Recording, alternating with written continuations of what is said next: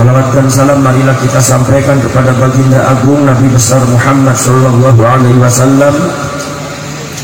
Mudah-mudahan kita semua termasuk orang-orang yang akan mendapatkan syafaat beliau di hari akhirat nanti. Allahumma amin ya rabbal. Saudara-saudara sekalian, Gusti Allah itu ngajari agama yang disebut agama yang hak. Agama Islam itu agama yang hak, karena agama Islam itu turun dari Allah Subhanahu wa ta'ala. Allahnya disebut juga Tuhan Pangeran yang hak. Maka Al-Quran sebagai pedoman agama diturunkan oleh Allah adalah Kitabullahil Haq, kitabnya Allah yang hak. Kemudian kanjeng Nabinya disebut An-Nabiyul Haq, Nabi yang hak. Ajarannya juga disebut ajaran yang hak, Al-Haq. Al-Imam Abul Husain Ahmad bin Faris Az-Zahrawi, seorang ulama besar abad ketiga Hijriyah, memiliki kitab Maqayisul Lughah, barometer kefasihan bahasa Arab. Itu sampai 48 jilid. Makanya disimpulkan, diringkas oleh muridnya menjadi 4 jilid, namanya kitab Mu'jamul Maqayis. Imam Abul Husain Ahmad bin Faris Az-Zahrawi mengatakan al-haq itu kadang-kadang diucapkan bil mujidi lisyai'i, diucapkan untuk Allah yang mewujudkan segala sesuatu, bisababi ma taqtadihil hikmah, dengan satu sebab keberadaan Allah Subhanahu wa ta'ala bisa dipelajari dengan hikmah yang telah diturunkan oleh Allah. Hikmah yang diturunkan oleh Allah, keberadaan Allah ini bisa dipelajari dengan satu rangkaian daripada fenomena alam, kejadian daripada kejadian di dunia, siklus alam, sejarah perjalanan hidup manusia, termasuk juga tertib di dalam khalqis samawati wal ardh, tertib runtutan fenomena-fenomena, runtutan siklus kejadian langit dan bumi. Itu semuanya saudara-saudara sekalian, itu bisa menunjukkan adanya Allah, bisa menunjukkan adanya Allah, di mana keberadaan Allah tidak bisa dibantah dengan logika manusia, di mana keberadaan Allah tidak bisa dibantah dengan akal manusia, di mana keberadaan Allah tidak bisa dibantah dengan ilmu dan teknologi manusia. Semakin akal dipakai oleh umat manusia, semakin akan menemukan Allah. Semakin ilmu maju, teknologi semakin maju, maka manusia akan semakin mudah untuk menemukan Allah. Maka kita sebagai umat Islam, adanya teknologi maju diturunkan dari Allah Subhanahu wa ta'ala dalam rangka mencerdaskan manusia untuk mengenal siapa Tuhan yang sebenarnya. Makanya Allah disebutnya Al-Haq. Keberadaan Allah tidak bisa dibantah dengan logika, akal manusia dan teknologi manusia, karena akal, logika, teknologi adalah dari Allah Subhanahu wa ta'ala. Makanya kita jangan suka membantah yang hak, jangan suka membantah ilmu, sesuatu yang bil ilmi, dengan ilmu jangan dibantah. Membantah ilmu, membantah Allah. Apa sebabnya? Sebab ilmu itu salah satu sifat daripada Allah. Wujud kita bakal mukhalafatul lil hawadits qiyamuhu biha sihi wahdaniyat qudrat iradat ilmu hayat. Membantah ilmu itu membantah Allah. Kalian tidak akan menang sehebat apapun kalian, sekuat apapun kalian, sepintar sealim apapun kalian, sekaya apapun kalian. Bagaimana rekayasa kalian yang sangat canggih dibuat semua di framing semuanya, dipolokkan semuanya, tapi Allah Maha Hak, memiliki ilmu yang sangat luar biasa. Menghadapi atau menentang ilmu adalah sama dengan menentang Allah, tidak akan menang. Agama Islam disebutnya agama Al-Haq. Apa sebabnya? Kebenaran agama Islam itu tidak bertentangan dengan logika dan akal. Kebenaran agama Islam itu Itu bisa dibuktikan dengan logika dan akal manusia. Tidak akan bisa dibantah dengan logika dan akal manusia. Semakin logika dan akal manusia semakin maju, teknologinya semakin maju dan berkembang, di situ akan terbukti bahwa agama Allah, yaitu agama Islam, adalah agama yang benar. Jadi Allah ini akan membuktikan agamanya sendiri bahwa agama itu benar. Saudara-saudara sekalian, Kanjeng Nabi Muhammad disebutnya Rasul yang hak. Itu artinya keberadaan baginda Rasulullah SAW itu tidak bisa dibantah dengan logika dan akal. Nubuat dan risalahnya risalahnya baginda Rasul tidak bisa dibantah dengan akal. Walaupun orang Yahudi menutup-nutupinya, walaupun ayat-ayat yang ada di Injil, ada di Taurat, dibuangnya, ditutupnya, di framing seperti ini, sampai muncul agama baru yang tidak sesuai dengan agama yang dibentuk oleh Nabi Ibrahim, tidak sesuai dengan agama yang dibawa oleh Nabi Musa, Nabi Isa. Di framingnya mau Nabi Muhammad dihilangkannya, satu rekayasa keberagamaan dan peradaban spiritual luar biasa. Tapi Allah Maha Hak, tetap keberadaan dan nubuatnya Nabi Muhammad tidak bisa dibantah dengan logika dan akal manusia. Sekali-kali Allah akan memunculkan siapa yang batal, siapa yang hak. Makanya jangan membantah yang hak. Orang Yahudi membantah yang hak tidak akan menang. Sekarang orang Eropa kebangkitan Islam sudah ada, orang Amerika sudah ada. Kenapa? Fasilitas untuk mempelajari mana agama yang benar sudah ada. Manuskrip bisa diakses seluruh dunia. Fakta-fakta sejarah sudah bisa diakses oleh kita semua. Maka terbukti mana yang hak, mana yang benar. Ini yang disebut dengan bisa tadi tadihil hikmah yang dijadikan oleh Allah runtutan sejarah sampai hari kiamat. Manusia akan semakin membuktikan kebenaran Allah, kebenaran Al-Quran, dan kebenaran akan adanya risalah dan nubuatnya Nabi Muhammad SAW. Yang hak tidak bisa dibantah, karena yang hak ini akan dibuktikan kebenarannya oleh Allah, dan yang hak ini akan dibela oleh Allah.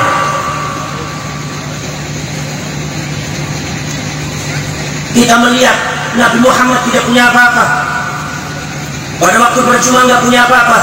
Kenapa? Karena Nabi Muhammad itu bukan pemimpin yang menghambur-hamburkan kekayaan, bukan pemimpin yang suka menjual agama demi dunia, bukan orang yang memalak orang untuk atas nama agama, meminta orang secara paksa atas nama surga dan neraka. Tidak. Doanya Kanjeng Nabi Muhammad yang tidak pernah diucapkan oleh masyarakat Lampung. Doa apa? Doa nyuwun dados yang melarat. Itu orang pernah diucapkan oleh sampean. Saya tanya, kiai-kiai Lampung Tengah kira-kira ada tidak, berani tidak berdoa kepada Allah minta melarat, minta miskin, minta melarat? Berani apa tidak? Pasti nggak akan berani. Makanya nggak ada kiai yang berdoa dengan doanya Rasulullah minta melarat, nggak ada. Rasulullah tegas, Allahumma ahyini miskina wa amitni miskina wahsyurni fi zumratil masakin. Masuk surga sangat mudah bagi orang miskin ya Rasulullah. Jadikan aku orang miskin saja, hidupkan aku dengan orang miskin, jadi orang miskin. Matikanlah aku jadi orang miskin, kumpulkanlah aku bersama golongan orang-orang miskin. Karena orang miskin, orang fakir itu banyak masuk surga gampang. Sing suki kadang-kadang rodo mumet ya angel. Kadang-kadang nek wong wis sugih duit sing mau nek alim dadi petakhilan, sing mau nek bodoh dadi ngerasa paling pinter selampung tengah. Kiai diremehkan gara-gara sugih. Ngaji ora pernah kiai disalah-salah, margi nopo, margi mobil ana 10. Ngaji ora pernah iki bisa merusak mental. Ngaji Nabi ora kaya kowe, Pak. Artinya apa? Tapi Kanjeng Nabi melawan pembelokan sejarah spiritual, pembelokan agama Allah yang ada di sekitar Quraisy, di sekitar Arab, mengalami satu resiko yang sangat besar. Pada akhirnya Allah membela Nabi Muhammad dan agama Islam tersebar di seluruh dunia menjadi agama yang insya Allah akan paling besar di dunia ini. Padahal Kanjeng Nabi tidak punya apa-apa. Kenapa sebabnya? Sebab Rasulullah membela yang hak. Jadi kalau Anda membela yang hak, jangan khawatir, pasti dibela oleh Allah dan pasti dimenangkan. Saudara-saudara kalian, Nabi Musa itu nggak punya apa-apa. Nabi Harun itu orang yang miskin, yang diaman oleh Nabi Harun dengan Nabi Musa siapa? Fir'aun. Ya Musa, idhab ila Fir'aun innahu tagha, faqul hal laka ila an tazakka wa ahdiyaka ila rabbika fatakhsha. Kamu datang Musa kepada Fir'aun, katakan memposisikan diri di depan Tuhanmu sehingga kamu takut kepada Tuhanmu. Walaupun akhirnya Fir'aun tidak nurut, mengancam-ngancam Nabi Musa, memperkosa Nabi Musa, mengusir Nabi Musa, mengerahkan pasukannya untuk membunuh Nabi Musa, tapi tidak berhasil dalam sejarah. Kenapa? Sebab Nabi Musa memberikan yang hak. Fir'aun sesugi apapun, sekaya apapun akan ditumbangkan oleh Allah melawan Nabi Musa yang sangat miskin, sangat fakir, tapi karena membela yang hak. Hak ini adalah dibela oleh Allah Subhanahu wa Ta'ala. Saudara-saudara sekalian, ini percaya hak. Maka saudara-saudara sekalian, fakta yang hak ini, ajaran hak, maka masyarakat Lampung ini harus diberikan satu kenyataan sejarah yang hak, ajaran yang hak, runtutan nasab yang hak, yang benar bagaimana? Sementara ini yang hak ini banyak ditutupi. Satu oleh orang-orang yang punya mazhab transnasional, datang dari luar, terlalu membangga-banggakan Afghanistan, terlalu membangga-banggakan Libya, terlalu membangga-banggakan gerakan yang ada di Syria dan Irak, terlalu membangga-banggakan akidah-akidah dan gerakan-gerakan orang-orang mazhab yang di dunia tidak jelas. Tapi justru manhaj ideologi daripada agama Islam yang ditanamkan oleh para leluhur yang bisa menyatukan dari Sabang sampai Merauke ribuan pulau, ratusan bahasa, ribuan suku, ternyata diabaikan, sudah ditutup oleh framing keislaman yang tidak jelas. Termasuk saudara-saudara sekalian, nomor 2 yang ada yang menutup itu sejarah Indonesia adalah Keramba Andi yang disebut oleh kalian semua habaib. Saya katakan seperti ini, saya bicara yang hak, bukan berarti saya benci sama Habib, tidak. Kalau seumpama Habib tidak mau dinilai oleh orang Indonesia seperti itu, Anda jangan berbuat seperti itu.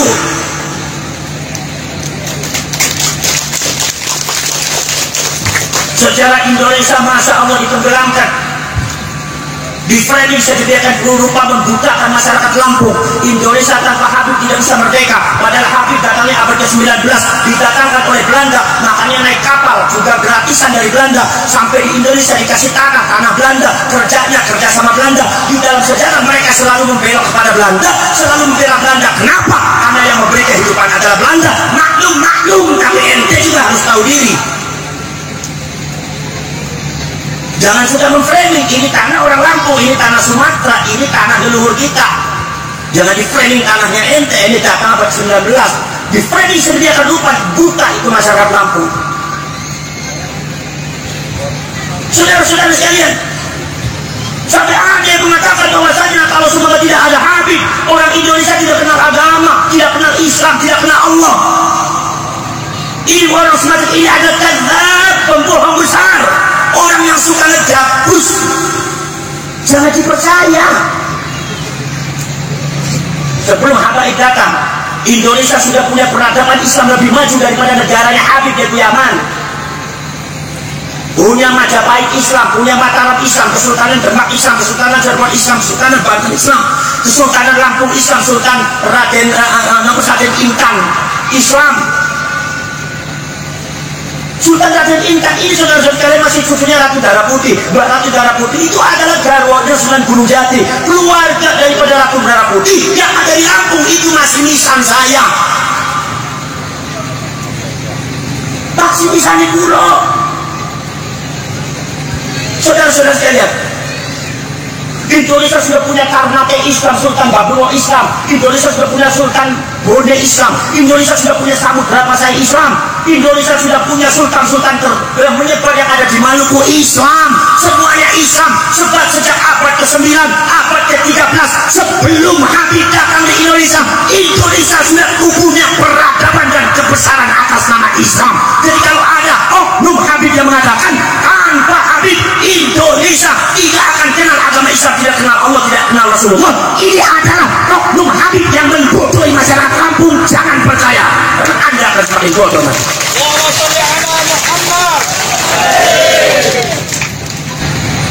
Lampung itu sangat luar biasa, Indonesia itu sangat luar biasa. Bahkan pesantren-pesantren itu, saya pernah keliling di Pakistan, melihat pesantren Pakistan, Di India saya 6 tahun. Di Syria saya lihat pesantren Syria. Di Libya apalagi, di Afghanistan, di Bangladesh, di Maghribi Maroko, di Mesir, sampai di daerah Sayut itu yang agak gunung sana, dari Al-Azhar, dari Kairo agak jauh tuh. Waktu itu makin pes. Saudara-saudara sekalian, di Tunisia ada Universitas Az-Zaitun, di Maghribi ada Universitas Korowen, di Irak ada Universitas Saddam Hussein. Itu saudara-saudara sekalian. Saya sudah datang ke pesantren-pesantren. Ini saya katakan bahwa pesantren di Indonesia tidak kalah dengan mereka. Bahkan ada satu metode pengajaran nahwu shorof dan fikih usul fikih, Indonesia lebih unggul daripada mereka. Ini orang Indonesia harus tahu, rakyat Indonesia makanya harus melek. Jangan dibohongin terus.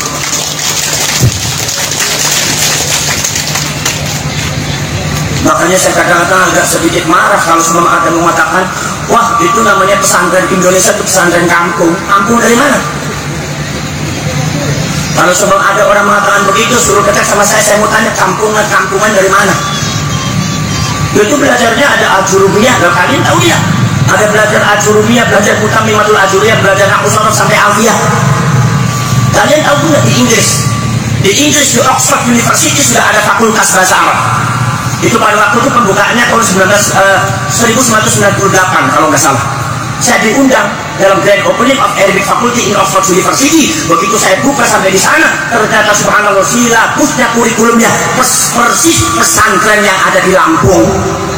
Tidak ada bedanya. Kitab Ajurumiyah, kitab Nahwul Wadih, kitab Ad-Durusul Arabiyah, termasuk juga kitab Kawakibud Durriyah, termasuk kitab Ibnu Aqil, Ibnu Malik, kitab sorofnya juga sama. Bahkan pengajian kitab sorofnya lebih efektif kita daripada mereka.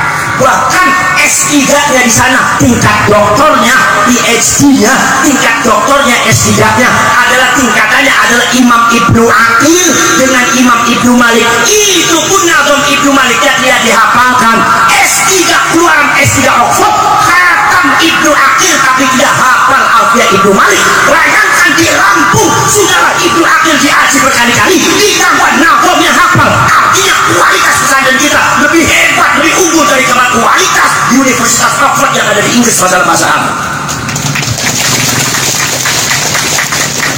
Saya ketemu dengan salah satu profesor bahasa Arab yang menurut saya biasa-biasa saja, Kiai. Kata orang ini pinter alim, biasa-biasa aja.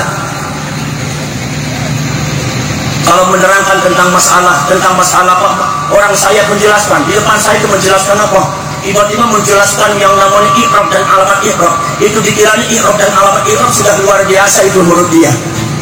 Begitu dia menjelasin, saya langsung mengungkapkan nazamnya, nazam imritiknya. Nggak usah pakai penjelasan, pakai kitab. Liraf ini hatum matun wabun alif kata kanunun tabitun lamun hadis. Faktum mufis bin mufradun ka ahmadu wajar intasirin kaja al-ambudu. Itu langsung masya Allah, aku betul-betul tidak. Waduh, padahal itu tingkat imritik, tingkat sanawiyah di Indonesia. Profesor di luar negeri bingung itu.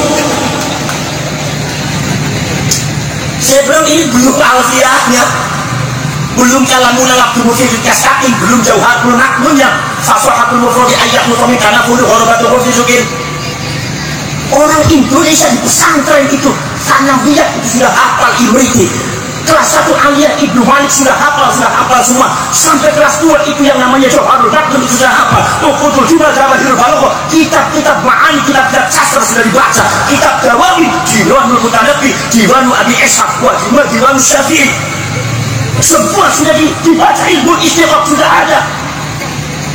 Di sana kaget Pak, orang India terbengong-bengong, orang Persia nggak bisa bicara Pak. Ente nih pikirannya orang Indonesia nggak ngerti nahwu shorof.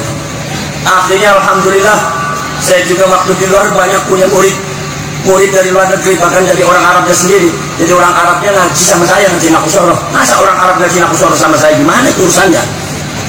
Tapi masalah ilmu artinya apa? Indonesia itu sangat luar biasa. Saudara-saudara sekalian, ini fakta sejarah.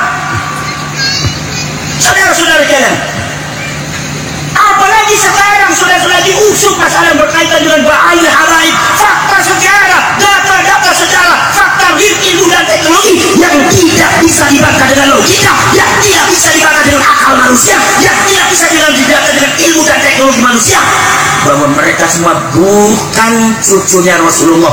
Kalau kalian mengatakan Habib cucunya Rasulullah, dosa besar kalian. Apa sebabnya? Kata Rasulullah, man idda'a ila ghairi abihi fal jannatu haramun alaih. Barang siapa yang mengaku-ngaku yang bukan bapaknya, maka surga haram bagi dia.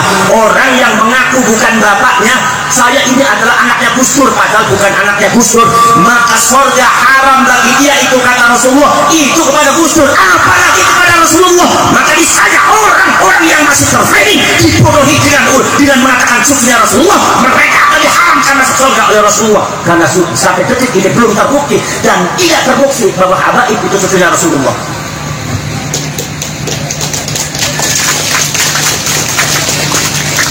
Ya, ngomong Indonesia tak bisa nih mau keblok. Terkeblok orang nami apa-apa. Kita eksklusif dijaluki duit marah Habibnya dipaksa-paksa ya terima bae. Nanti toko mobilnya tidak ngatur nanti panas ratusan juta yang menang bae. Tapi sampai mau mampu mau keblok tok mampu sampai. Selainnya keblok orang mampu, yang seblok wis banter mau mampu itu wis. Mungkin apa badan? Gasmu.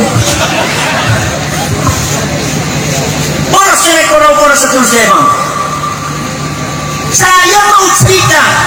Ini proses tes DNA itu sudah terbukti, baik dari luar negeri yang ada di Mesir, yang ada di Hijaz Madinah, yang ada di Syria, yang ada di Pakistan, termasuk yang ada di Yamannya sendiri. Mereka sudah menyatakan bahwa habaib itu bukan cucunya Rasulullah. Di Timur Tengah, di Mesir, di Irak sudah selesai dari dulu. Yang namanya habaib berarti bukan cucunya Rasulullah. Di Indonesia sudah selesai. Makanya orang Arab bingung kenapa di Indonesia ribut, di sini mau udah selesai. Kata saya orang Indonesia orangnya wangkot-wangkot, rewel-rewel gitu. Mau bisa keblok, baik petakilannya luar biasa, paling bisa keblok tok. Sudah selesai, kenapa dipermasalahkan? Orang Indonesia keadaan seperti itu mau diperbudak oleh orang lain, mau direndahkan oleh orang lain, mau jadi budaknya orang lain, mau jadi congkosnya orang lain. Sejarah leluhurnya dibelok-belokkan, dikabur-kaburkan demi untuk mencintai Ba'ali dan habaib. Akhirnya kalian semakin dalam dalam kesesatan. Habaib Ba'ali bukan cucunya Rasulullah karena DNA-nya tidak sama. Kalau kalian tidak mau percaya sama hasil tes DNA uji laboratorium, kalian tidak usah percaya sama golongan darah kalian. Kalian kalau mau berangkat haji mesti dites darah, ada O, ada A, ada B. Kalau seumpama penyakitnya lambung, kamu dorongnya apa? Darah O, darahnya O, untuk darah O obat lambungnya ini. Kalau untuk darah A dan AB obat lambungnya ini, untuk AB obat lambung ini. Nggak boleh salah. Kalau kita sebagai darah O minum obat lambungnya orang yang darah A bisa iritasi, kontraproduktif akhirnya kita bisa pingsan. Kenapa? Sebab darahnya tidak sama, kontradiksi. Maka dari itu darah O ini adalah teknologi yang real yang tidak bisa dibantah dengan logika dan akal manusia, termasuk tes DNA. Yang namanya orang itu kalau periksa darah 2 jam sudah kena, tapi tes DNA tidak cukup 10 hari, 15 hari, ada yang sampai 1 bulan baru jelas. Itu artinya tes DNA lebih teliti, lebih detail daripada sekedar tes darah. Ini adalah teknologi yang tidak bisa dibantah dengan akal manusia, tidak bisa dibantah dengan logika manusia, tidak bisa dibantah dengan ilmu manusia kecuali orang-orang bodoh. Kalau kalian tidak mau menerima teknologi, nggak usah pakai motor, nggak usah pakai mesin, atau nggak pakai mobil. Kalian mau jalan-jalan ke Jakarta pakai kuda aja. Kalian tidak usah pakai HP, wis mampu ulek-ulek menelpon sampai yang remak-remak kuping. Mungkin apa betul? Jadi saudara-saudara sekalian, saya mau cerita fakta yang ada tahun 1945. Sebetulnya imigran itu datangnya sejak tahun 1920. Apa? Imigran Yahudi datang ke Palestina. Ini dengerin nih. Tahun 1945 ada di antara berkali-kali untuk kesekian kalinya kapal dari Eropa dan Jerman datang membawa orang yang sangat banyak orangnya kurus-kurus lusuh, banyak yang belum makan. Begitu datang di pelabuhan, namanya pelabuhan Haifa di Palestina, begitu turun, mereka semua yang ada di kapal itu membentangkan spanduk. Apa tulisannya? Tulisannya adalah, kami diusir oleh orang Eropa, kami dikejar, dibunuh oleh orang Jerman. Wahai masyarakat Palestina, jangan pupuskan harapan kami untuk hidup di Palestina. Ternyata dilihat adalah orang-orang yang di Askenazi, yang dibunuh di Eropa, yang diusir di Eropa, yang dibunuh oleh Nazi Jerman. Mereka pada pindah eksodas dari Eropa menuju ke Palestina, ribuan bahkan ratusan ribu orang Yahudi. Dengan membentangkan sebuah spanduk, mereka ingin hidup bersama di Palestina, jangan sampai diusir, karena mereka sudah diusir di Eropa. Masyarakat Palestina pada waktu itu masih belum tahu bagaimana ceritanya, apa ceritanya Yahudi Askenazi. Kenapa? Maklum. Kenapa? Karena waktu itu teknologi belum sempurna, karena waktu itu HP masih belum ada, karena waktu itu internet masih belum ada, komunikasi antar negara masih terbatas. Akhirnya karena masyarakat Palestina orangnya baik, orang Palestina orangnya baik, toleransinya sangat baik. Di dalam Palestina itu ada Masjidil Aqsa, tapi ada juga Haikal Sulaiman, ada juga di situs-situsnya orang Yahudi. Jadi orang Palestina sudah akrab dengan kehidupan Yahudi di situ pada waktu itu, sama-sama hidup bersama bersejarah, di mana Masjidil Aqsa itu diakui oleh 3 negara besar, Islam, Yahudi, dan Nasrani, dan itu nggak jadi masalah, aman. Begitu mereka datang dari Eropa minta diterima, maka orang Palestina menyambutnya. Ini supaya kalian tahu awal dan asal usulnya. Begitu disambut, akhirnya ada yang diberi tanah, monggo sampean tempat di rumah saya ini, diberikan tanah sampean bangun ini, nanti pasirnya dari saya, ini batunya dari saya. Akhirnya dibangunkan rumah banyak, ratusan ribu orang pengungsi dari Eropa, yaitu Yahudi Askenazi, datang ke Palestina. Itu datangnya mulai tahun 1920, puncaknya tahun 1948. Mereka hidup bersama. Tapi tiba-tiba orang Palestina itu dapat peringatan dari orang Eropa. Apa kata orang Eropa? Wahai orang Palestina, kami mengusir mereka bukan tanpa alasan. Kami juga punya toleransi. Tapi kalian harus tahu bahwa mereka itu punya sifat yang tidak sama dengan kita.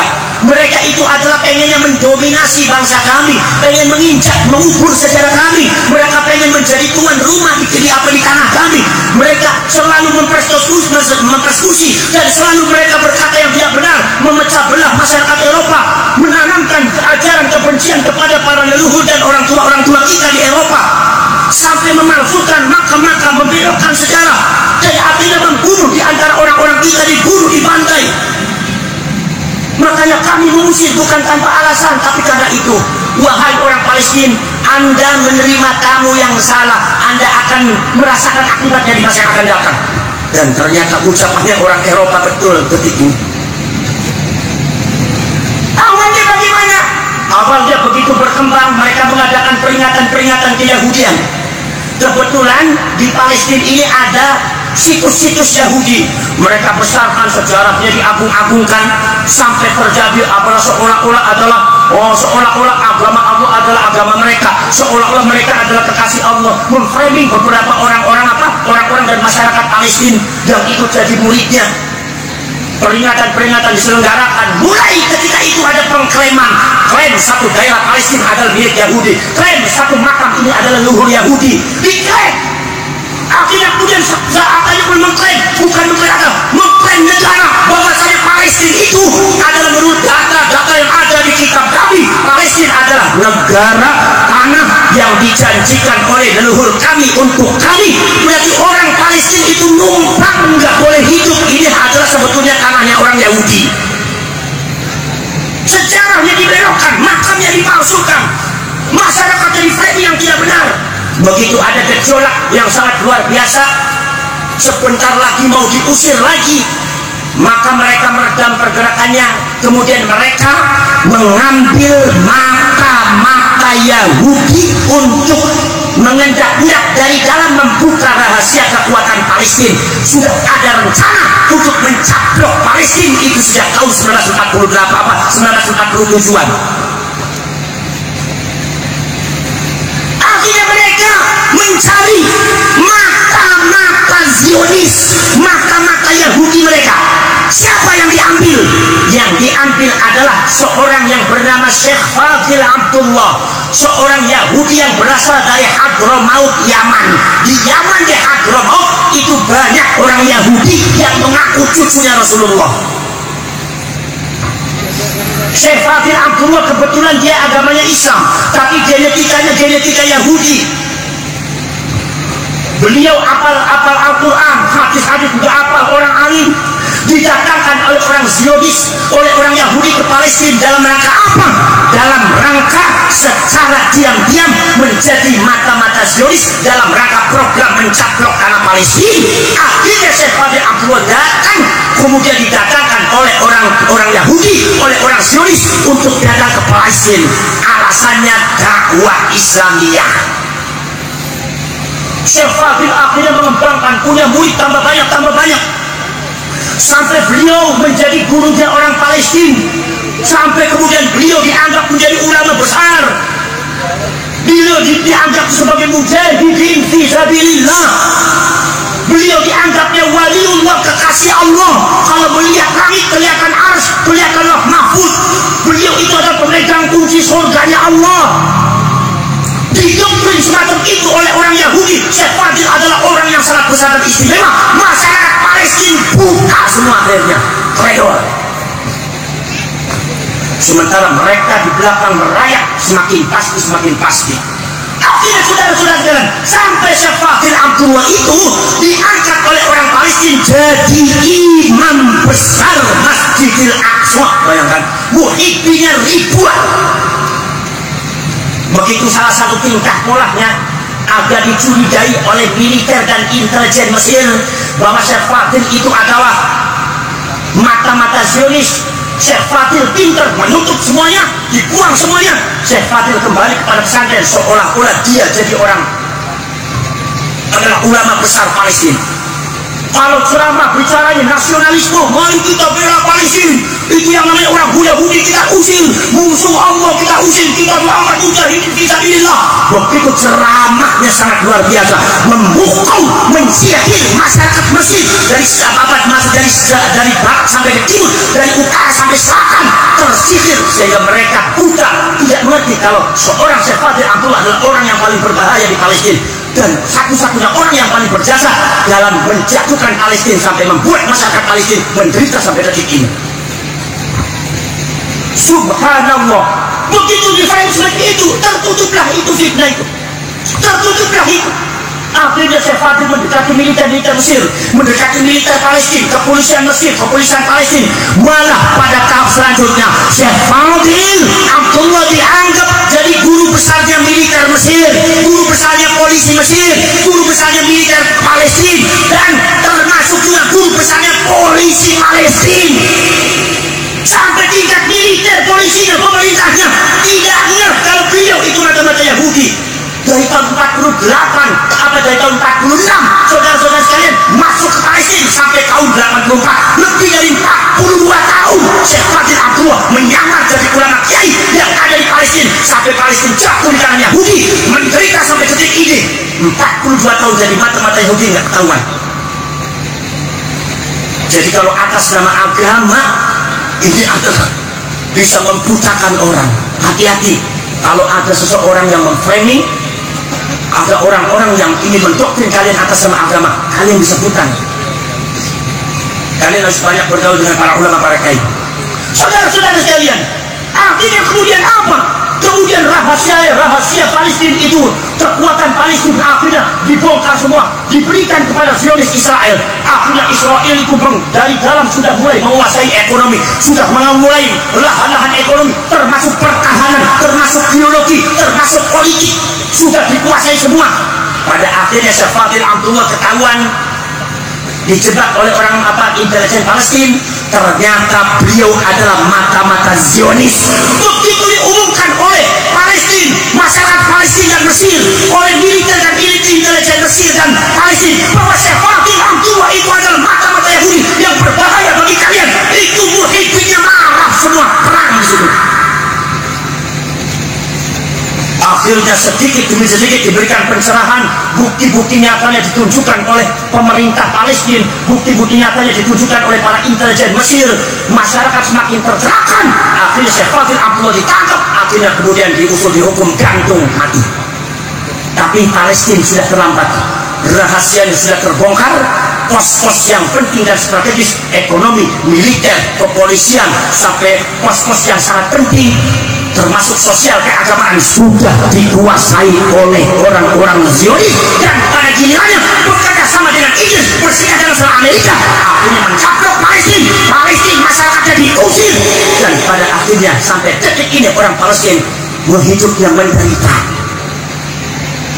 Ini fakta sejarah yang tidak bisa dibantah dengan akal dan logika, tidak bisa dibantah dengan ilmu. Makanya kita harus hati-hati, saudara-saudara sekalian. Lah, apa yang terjadi di Palestina tahun 46-48 itu persis terjadi di Indonesia, di Lampung.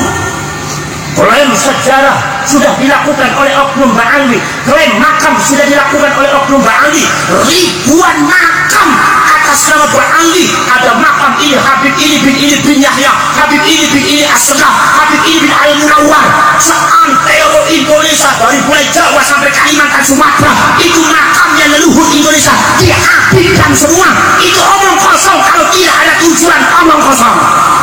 Apalagi genetika mereka sama dengan Zionis, yaitu genetika Yahudi Askenazi, genetikanya sama, modus operandinya sama. Kalau kita rekor, jangan-jangan di masa yang akan datang anak cucu kita akan seperti nasibnya sama dengan Palestina. Na'udzubillah min dzalik. Maka sekarang kita bangkitkan melalui perjuangan Wali Songo Indonesia dan Laskar Sabilullah, bangkitkan masyarakat Indonesia, melekatkan masyarakat Indonesia, bangunkan masyarakat Indonesia dari tidurnya yang sangat lama, lebih daripada ratusan tahun, dibuai, didoktrin dengan doktrin yang tidak benar. Maka Laskar Sabilullah harus tampil sebagai pahlawan untuk menyelamatkan bangsa Indonesia. Jangan sampai anak cucu kita bernasib sama dengan Palestina. Na'udzubillah min.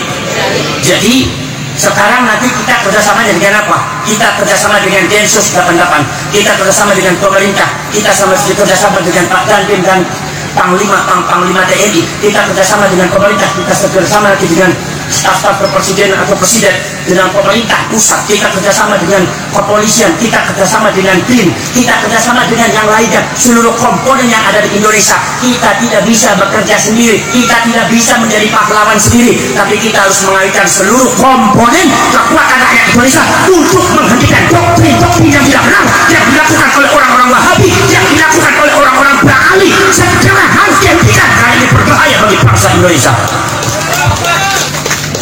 Siap nama benar? Siap nama benar? Bismillahirrahmanirrahim. Alhamdulillahi rabbil alamin. Hamdan syakirin, hamdan na'imin, hamdan yuwafi ni'amahu wa yukafi mazidah. Rabbana wa lakal hamdu kama yanbaghi li jalali wajhikal karim wa 'azimi sultanik. Allahumma salli salatan kamilah wa sallim salaman tamman ala sayyidina Muhammadin alladhi tanhallu bil 'uqad wa tanfariju bil kurab wa tuqda bihi al hawaij wa tunalu bihi al raghaib wa husnul khawatim shaqal ghamam wa jil karim ala alihi wa sahbihi fi kulli lamhatin wa nafasin bi'adadi kulli ma'lumin lak. Allahumma arina al haqqa haqqan warzuqna ittiba'ah wa arina al batila batilan warzuqna ijtinabah. Allahumma inna nas'aluka ridhaka wal jannah wa na'udzu bika min sakhatika wan nar wa na'udzu bika min sakhatika wan nar wa na'udzu bika min sakhatika wan nar. Allahumma ahsin 'aqibatana fil umuri kulliha wa ajirna min khizyid dunya wa 'adzabil akhirah.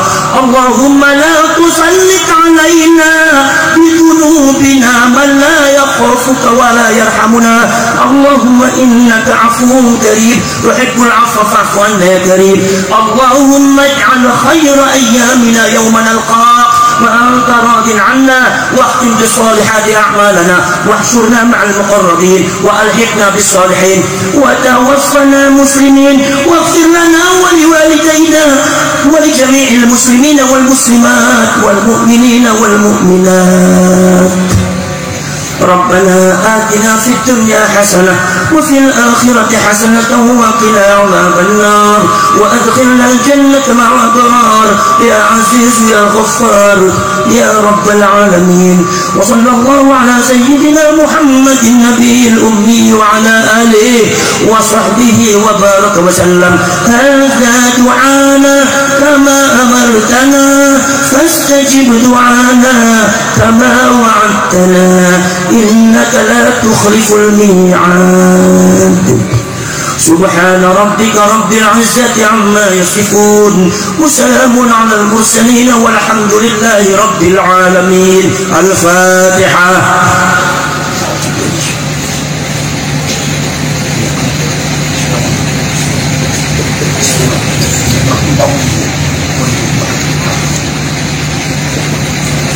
هذا وأفوض أمري إلى الله والله بصير بالعباد. Saya atas nama pengurus pusat Laskar Sabilillah Perjuangan Wali Songo Indonesia Laskar Sabilillah kepada pemerintah, anggota dari Kapolda, dari Kabupaten, Pak Bupati, Pak Sekda dan yang lainnya, saya mengucapkan banyak terima kasih atas kehadiran dan kepedulian panjenengan semua. Nanti kita bersama-sama kita menyelamatkan bangsa Indonesia, bersama berjuang dengan rakyat Indonesia, karena ternyata penjajahan ini masih belum berakhir. Kita semua harus berjuang lagi. Siap apa tidak? Siap apa tidak? Siap apa tidak? Assalamualaikum warahmatullahi wabarakatuh.